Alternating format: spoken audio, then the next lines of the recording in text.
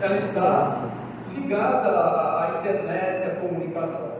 Mesmo na faixa da turma de alfa, né, que recebe o celular do papai e da mamãe, no nome deles, também está sujeito à questão da segurança da informação. E nós temos jovens aqui como eu, que estão aqui na faixa de cima, né? Um pouquinho de cima. Então hoje é muito comum jovens da nossa faixa de idade, e só tem jovens, né, que eu estou vendo, que também utilizam a tecnologia, seja via e-mail, seja via celular, WhatsApp, comunicação. O que nós queremos trazer aqui também de antemão é que existem comunicadores mais seguros e os menos seguros. Então essa visão geral que eu estou dando agora, ela vai ser detalhada pelos palestrantes aqui, em seguida a minha introdução. Ok? Então eu vou passar rapidamente aqui alguns temas. Bom, o que significa esse quadro que eu estou mostrando? Eu não sei se todos estão conseguindo enxergar, mas o que eu... Consegue enxergar, pessoal? Tá. O que eu quero mostrar com esse quadro é o seguinte: o passado nós conhecemos, o presente também, né? Mas para onde que nós estamos indo na questão da tecnologia, da ciência e da união com o homem e com a máquina, né? E nós temos um nome para isso, tá? Então veja o seguinte, a inteligência artificial, quando a gente fala da inteligência artificial, ela não é algo que nasceu agora, há 10 anos atrás, ela vem desde a época de 1930. E depois tem aqui também em 56, é o ano que eu nasci. Então lá em 56 foi a primeira vez que se falou do nome inteligência artificial. Então vocês percebem que é algo que vem lá de trás. É novo em relação ao nosso século, né? Em relação ao século é nova, mas não é tão nova em relação de décadas, ela já está aí. Essa inteligência artificial, ela vem sofrendo evoluções, que foram dados nomes diferentes. Então a inteligência artificial é a base. Em cima dessa base, nasceram outros tipos de inteligências, que a gente vai mostrar no quadro assim. Bom, deixa eu só pegar aqui. Ficou fora do ordem aqui. Ok. Então tem alguns nomes aí que vocês estão vendo na tela, que é a IA, né, inteligência artificial, mas eu tenho também a questão do machine learning e do deep learning, né? O que significa isso? Quando a gente fala hoje de uma programação de computador, nós devemos ter aqui vários programadores. Eu mesmo já fui programador, Eliezer. O que é um programa de computador? É uma receita de bolo, onde você coloca aquela receita de bolo em forma de códigos numa máquina e a máquina vai executar instruções. Isso é um programa de computador, tá? E a função mais interessante que tem dentro do programa é a função if, que significa ser, né? É uma função de decisão. Eu vou para a direita ou vou para a esquerda? Né? Isso é uma programação normal. O que aconteceu com a inteligência artificial? As máquinas aprenderam não a pensar. Não é que as máquinas pensam, mas elas aprenderam a tomar decisões rápidas e poder seguir caminhos para poder atingir o melhor objetivo. Então, a inteligência artificial ela é um conjunto de ferramentas, de tecnologias, de conceitos, vamos falar assim, né? Para poder atingir os objetivos. Agora, tem um detalhe importante que é assim, temos que frisar. A questão da inteligência artificial não é que ela só tem coisas do bem, tudo vai ser maravilhoso com a inteligência artificial. Nós temos também riscos com a inteligência artificial. Isso também nós não queremos chamar a atenção, né? O grande risco hoje da inteligência artificial é a manipulação por trás dela. Quem criou inteligência artificial? Para os homens. Então, existe um grande risco de ela ser manipulada tanto na questão política, de poder e comercial. Então, como vocês sabem, está muito, vamos dizer assim, em evidência, o chat GPT. O que é, na verdade, o chat GPT, como o nome está dizendo? É um local que você faz uma pergunta, acredito que todo mundo já sabe disso, né? Só para deixar claro. E ele te traz uma resposta. Nem sempre essa resposta é precisa, nem sempre essa resposta é 100% assertiva. Nós hoje trabalhamos por trás do chat GPT, através de programação. Então nós conseguimos uma assertividade maior. Isso nós vamos mostrar também. Eu vou voltar um pouquinho os slides aqui, só para a gente poder voltar. Ok. Bom, para falar de inteligência artificial, o que é importante? Nós temos um comparativo com algo em cima do que ela foi criada, que é a nossa inteligência humana. Né? Então, como nós sabemos, aqui claro, em amarelo os principais destaques,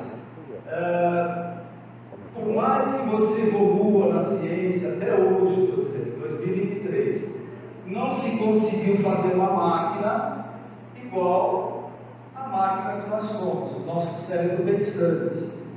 E existe uma frase que eu gosto muito, né? E eu vou até chegar nessa frase aqui no final, para vocês terem uma ideia.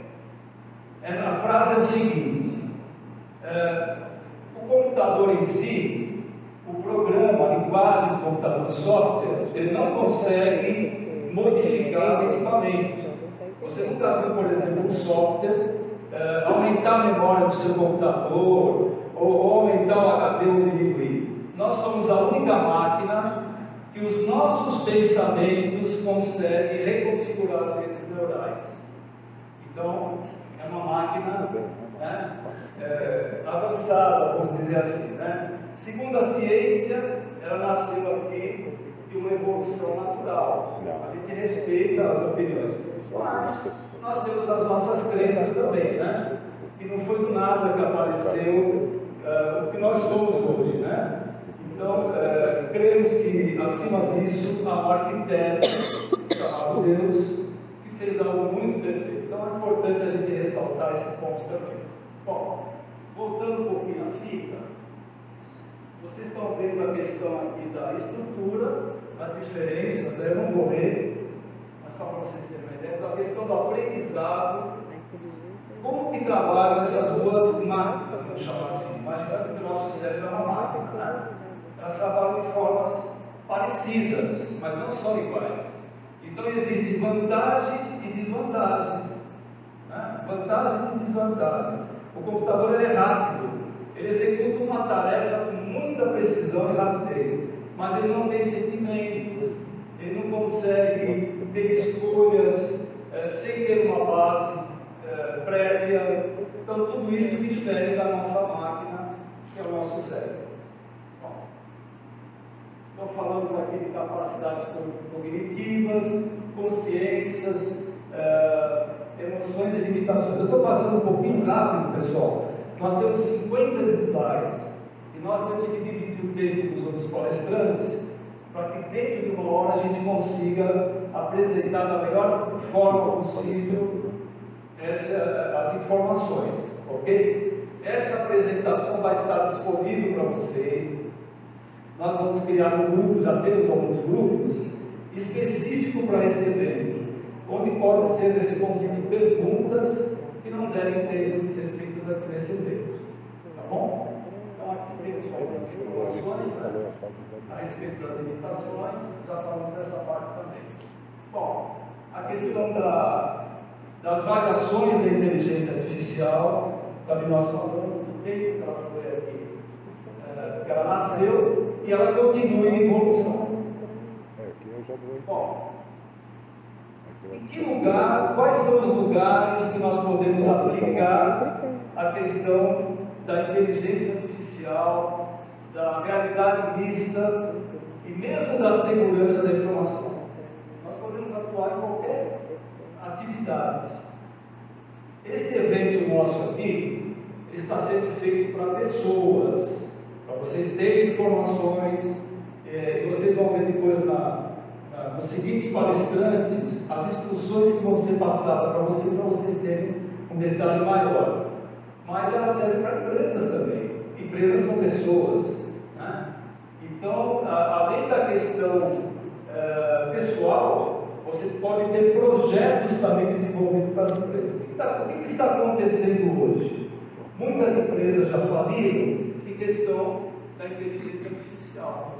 Ela acabou derrubando empresas. E outros aconteceu exatamente o contrário. Eles acabaram descobrindo um nicho de mercado e evoluíram. Então vocês podem perceber que tem os dois lados, né? Da evolução e da decadência. Vamos lá. Bom, dentro desses exemplos que eu estou falando para vocês, das aplicações que nós temos dentro das empresas, aqui estão alguns exemplos. Tá? Aqui nós estamos falando aqui de segurança da informação, de inteligência, mas também temos aqui a questão da visão computacional. Nós temos aqui pessoas militares que sabem muito bem o que é segurança primária, secundária, né? Não vou me atrever a entrar nessa seara, não é a minha praia. Mas eu vou dar um exemplo prático para vocês. Antigamente, as pessoas ficavam numa sala cheia de monitores, uma central de monitoramento, olhando para a tela para tomar uma decisão. Hoje, não é necessário isso. Já temos uma evolução do que está por trás da câmera, que é a visão computacional, ou vídeo analítico, que é o nome técnico, que ele toma a decisão para você. O que é uma tela do computador? Elas são pontos, que a gente chama de pixels. Então a gente consegue programar uma tela para poder informar, tal trecho dessa tela não pode acontecer tal coisa. E por isso toma-se uma decisão e avisa-se as pessoas que estão em volta. Então aquele modelo de se olhar para a tela já foi, né? Já passou. A questão também importante que eu quero trazer para vocês é sobre as cidades inteligentes. A gente não vai falar desse tema porque é um tema muito extenso, mas só para dar uma ideia para vocês.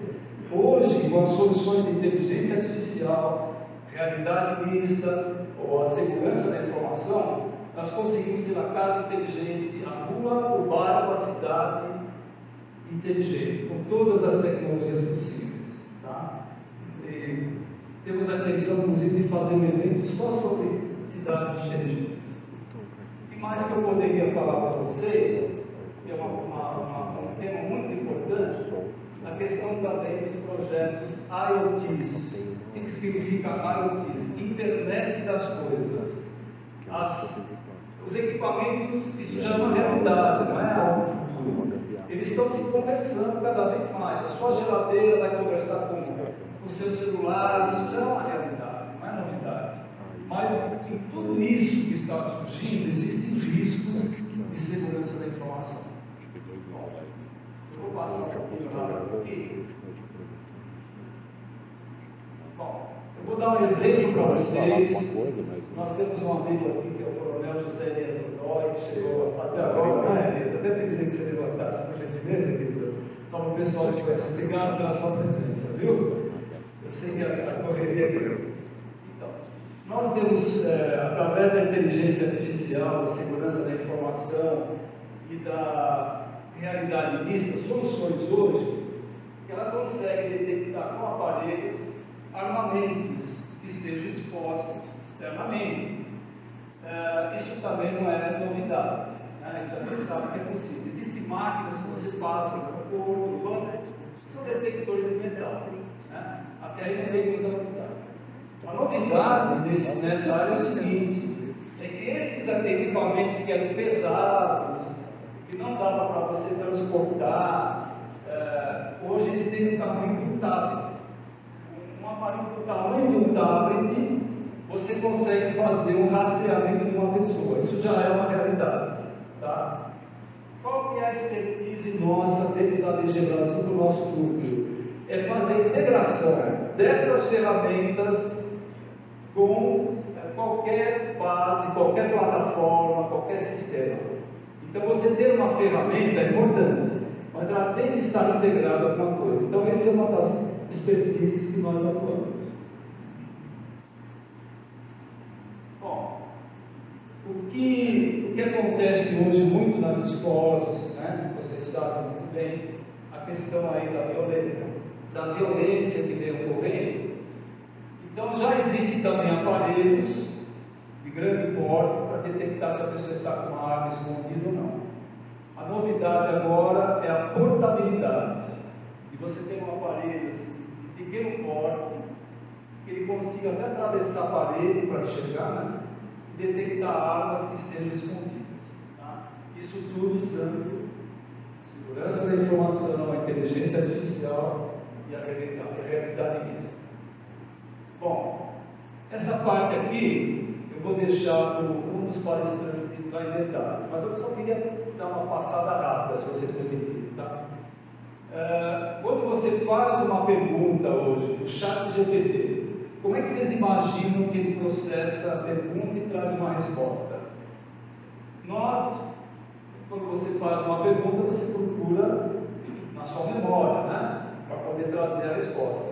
É a mesma coisa, só que eles têm uma velocidade muito grande para trazer essa resposta.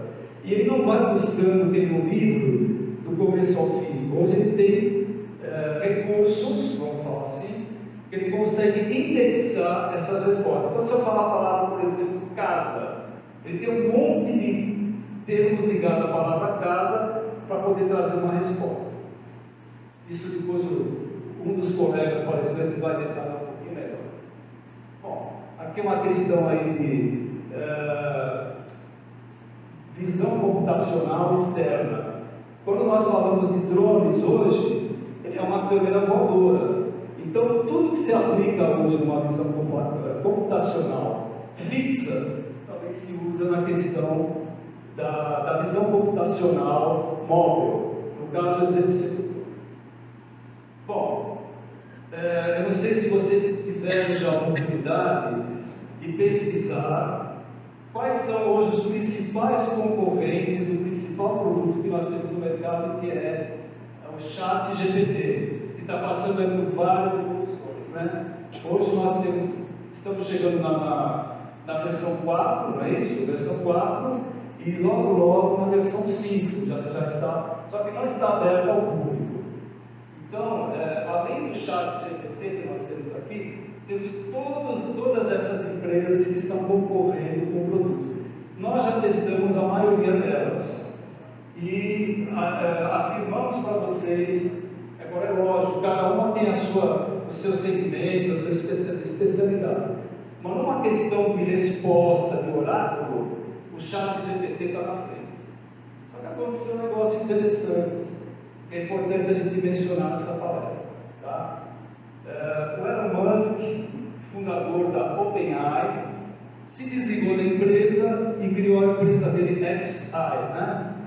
E por motivos muito interessantes, acredito que vocês tenham essa informação, mas eu vou reforçar. Por uma questão de ética, porque se você tem uma inteligência artificial e ela por trás é manipulada, então é algo que é de risco. O grande problema da inteligência artificial é que ela vai se tornar um oráculo. O que é um oráculo? É um lugar onde você faz pergunta e acredita que a resposta é certa. Não é verdade. Eu vou dar um exemplo prático para vocês. Vamos lá. Se você chegar para o ChatGPT, presta atenção no que eu vou falar, e perguntar para ele, olha, me fala quais são os sites que eu consigo fazer pirataria. Ele vai dizer, não, isso aí é legal, eu não posso te responder. Mas, se você fizer uma pergunta ao contrário, ChatGPT, me fale quais são os sites que eu não devo acessar que são de pirataria. Ele vai te dar a resposta. Vocês percebem? Então depende muito da forma que vocês vão fazer a pergunta para poder obter a maior resposta. Eu vou dar outro exemplo para vocês. Muita gente está usando o ChatGPT para poder fazer prova da faculdade, da escola, né? E nós já fizemos um teste com isso, eu não tenho vergonha de falar. Eu vou dar um exemplo para vocês. Questões fáceis, ele consegue chegar a 95% de acerto. Isso eu fiz na prática. Questões médias, 75%. Questões um pouco mais difíceis, 55%. Então vocês percebem que o nível de acerto é grande. Só que tem um detalhe, né? Tudo isso está sendo monitorado. Então vocês podem correr o risco uma hora de o ChatGPT criar um bloqueio de acesso pelo seu e-mail. Tá bom? Vamos lá. Uma coisa importante que eu queria comentar com vocês, que eu até peço desculpas por ter falado antes, todas as dúvidas e as perguntas, nós vamos abrir espaço no final para falar. Como é que está o nosso tempo de reserva? Está no fim? Tá. Então eu vou abreviar aqui. Então, falando um pouquinho do lado do Elon Musk, né? Ele simplesmente é dono desse grupo de empresas, e agora, não sei se vocês sabem, ele mudou aqui o símbolo aqui de uma das empresas dele, né, da Twitter. Então ele virou agora esse X aqui. Minha luzinha parou de piscar. Bom, eu acho que pifou aqui a pilha do meu. Alguém pode me dar uma ajuda aqui? Acho que acabou a bateria. Deixa eu ver se alguém pode me ajudar aqui. Só um minutinho, pessoal. São os imprevistos que acontecem, né? Se não der para fazer por aqui, a gente manda por lá vai. Só um minuto.